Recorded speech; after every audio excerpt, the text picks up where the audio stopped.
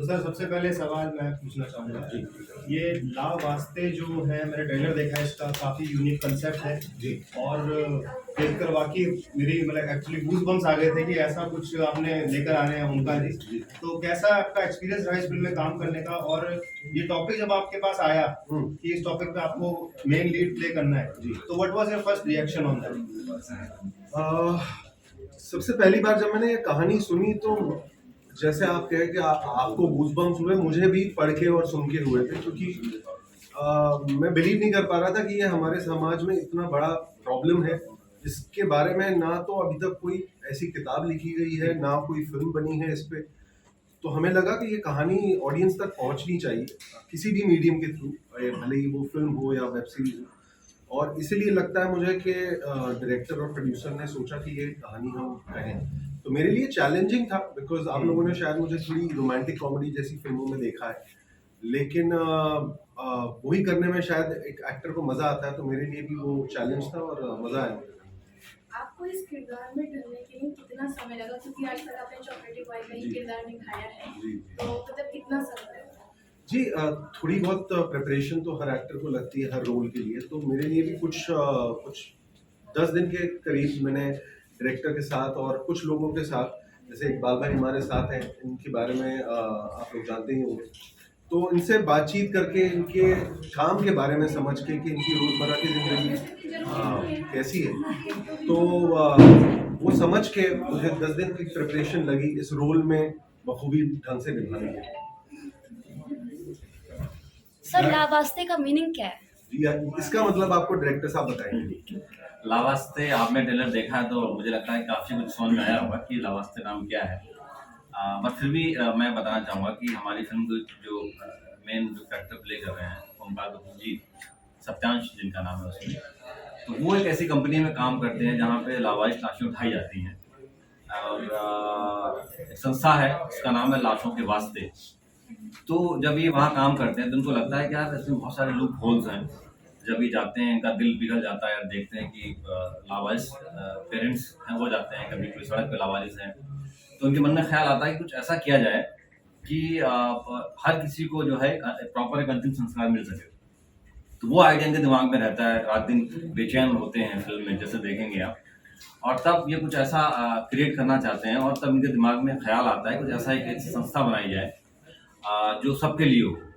आपके पास पैसे हैं कोई फर्क नहीं पड़ता, नहीं है तो फर्क नहीं पड़ता, एक ऐसी संस्था बनाई जाए जो हर किसी का उसके धर्म के अनुसार अंतिम संस्कार करे। तो वो कंपनी बनाते हैं, इसका नाम है लावास्ते। ये मुझे लगता बाकी ज्यादा डिटेल बताऊंगा तो फिल्म के लिए भी छोड़ना पड़ेगा, आपको शायद फिल्म देखनी। सुनील जी, मेरा आपसे एक और सवाल है। सबसे पहले आपको मतलब ख्याल कैसे आया कि आपको ये भी कॉन्सेप्ट में बनाना है, क्योंकि ये चीज जो आपने सोची तो सबसे मतलब अलग सोचा, तो कॉन्सेप्ट ही बिल्कुल नहीं होगा। देखिए ये बात सही है कि मैं डायरेक्टर हूँ फिल्म का एंड बहुत सारा काम होते हैं फिल्म को शुरुआत बिल्ड करने में, बट ये सबसे जो पहला ख्याल है वो हमारे प्रोड्यूसर हैं आदित्य वर्मा जी, इनके दिमाग में आया था 2014 में। तो वो ख्याल इनके माइंड में मैं बोलता हूँ आपको, देखिए ये ऐसा विषय है आज तक कभी भी बॉलीवुड में इस तरीके की सब्जेक्ट फिल्म नहीं है।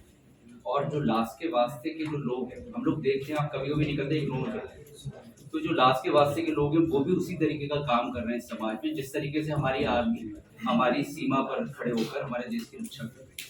अब बात ये थी कि देखिए ये एक तरीके से आप जीवन में, एक जीवन है आपका, जीना एक ही बार है। तो मेरी जितनी भी जमा पूंजी थी, मैंने ये 2014 में इस विषय के बारे में सोचा, लेकिन मैं इंतजार करता रहा कि एक ना एक दिन इस सब्जेक्ट पर फिल्म बनाऊंगा।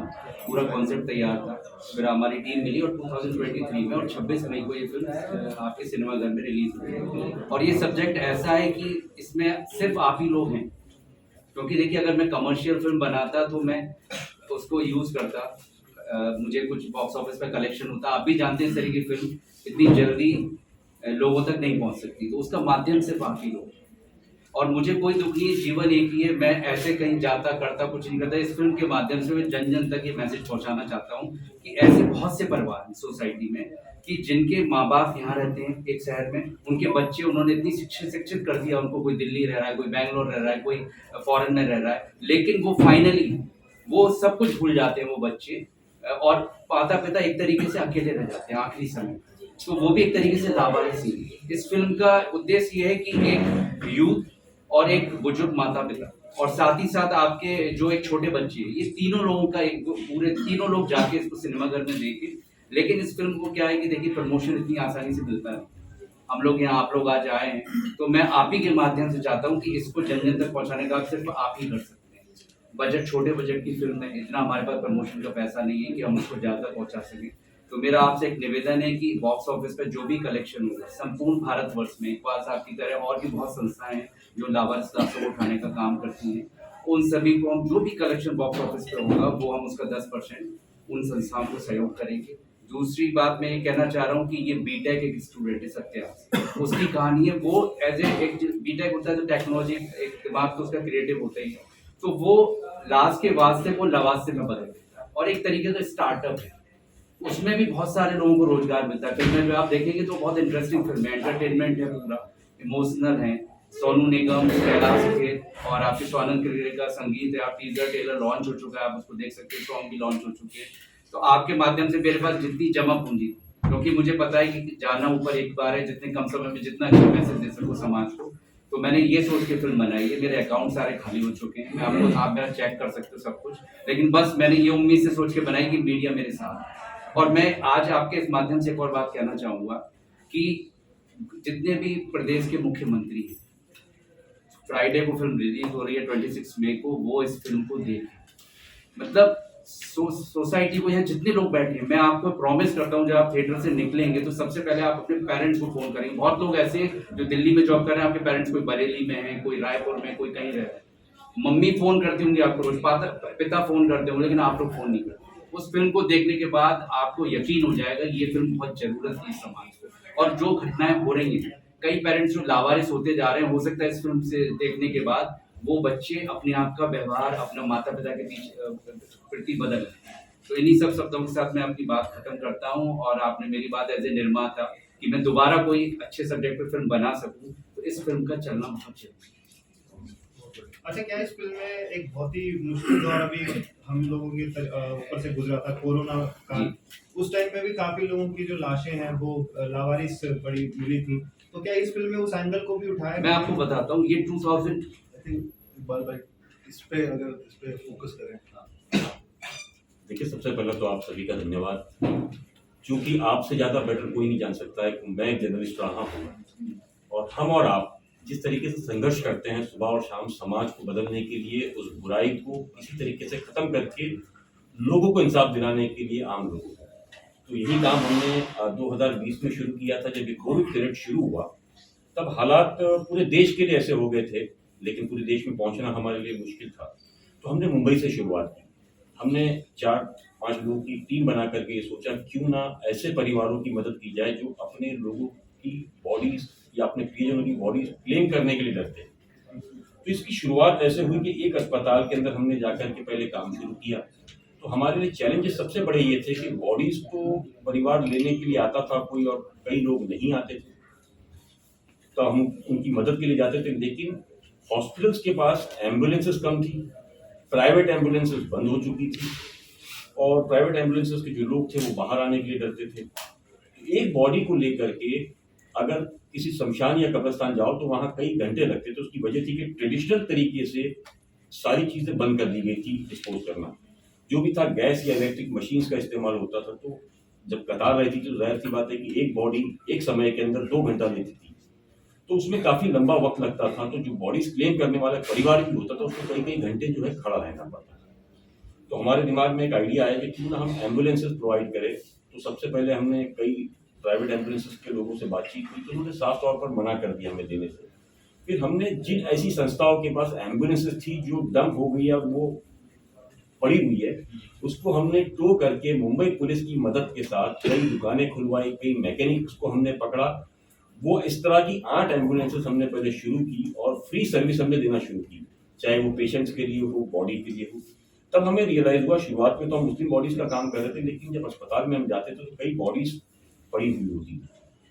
तो हमने सोचा कि ये बॉडीज किसकी है। हमने हॉस्पिटल से बात की तो उसने कहा कि भाई ऐसी कई बॉडीज है जिसकी फैमिलीज आने के लिए डर रही है। उनको ये डर है कि अगर हम आएंगे तो हो सकता है हम भी कुछ दिनों में मर जाए। तो हमने प्रपोजल रखा कि क्यों ना सर हम आपके सहयोग से इस बॉडी का अंतिम संस्कार करें। तो उन्होंने कहा अगर ये करते हैं तो बहुत अच्छी बात है। इसका डर दूसरा ये भी था कि कोविड जहाँ परेशान कर रहा था वहाँ अगर बॉडी अस्पताल में पड़ी रहती है, उससे अगर महामारी फैलती है तो वो एक हालात कंट्रोल करना सबके बाहर की बात हो जाएगी। इन चीज़ों को लेकर के हमने पहले टीम बना करके ये काम शुरू किया और धीरे धीरे करके हमने पूरे मुंबई के अंदर 200 बच्चों की ऐसी टीम बनाई, 8 एम्बुलेंसेज।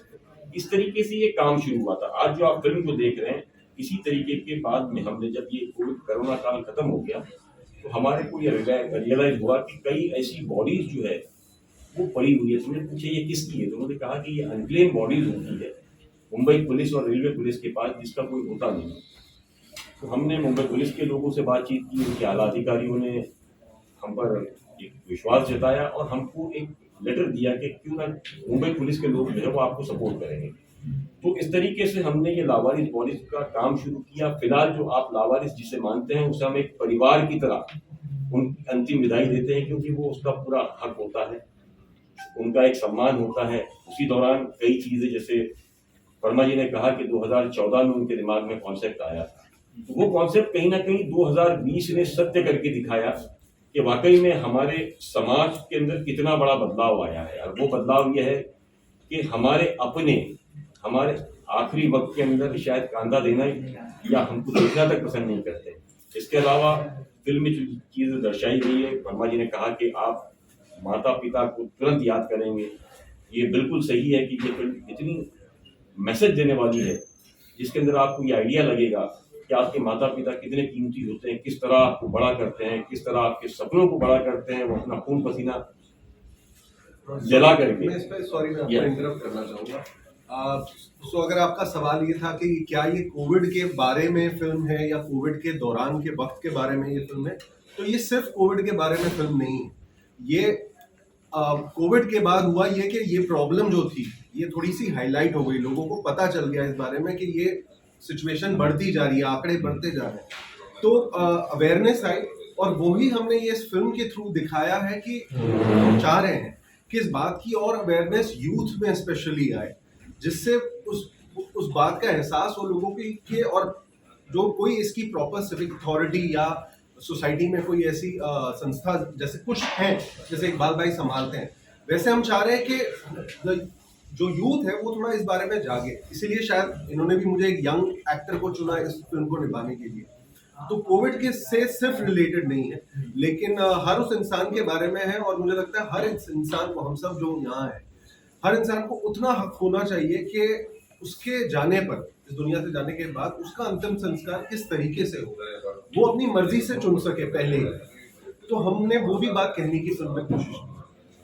सर चाहता हूँ, हमारे पास थोड़ा वक्त कम है लेकिन हम चाहते हैं कि थोड़े और सवाल आप करें, हम क्विकली उसका जवाब दें। सर आपने बोला कि इस फिल्म में उनके आखिरी वक्त को अच्छा बनाने के लिए दिखाया है, तो कई बार हम मॉर्चरी जाते हैं तो देखते हैं कि कई लाशों को ऐसे ही फेंक देते हैं, तो इसमें ऐसा कुछ दिखा है कि लाशों के बारे में कि उनको गलत तरीके से इस्तेमाल किया जाता है? आप जब फिल्म देखेंगे, और हमने यही दिखाने की कोशिश की है कि फिल्म में बहुत रियलिस्टिक टोन रखा है हमने, ताकि कोई ऐसी उसको ग्लैमराइज करने की या उसको सिंपैथी दिखाने की भी हमने कोशिश नहीं की।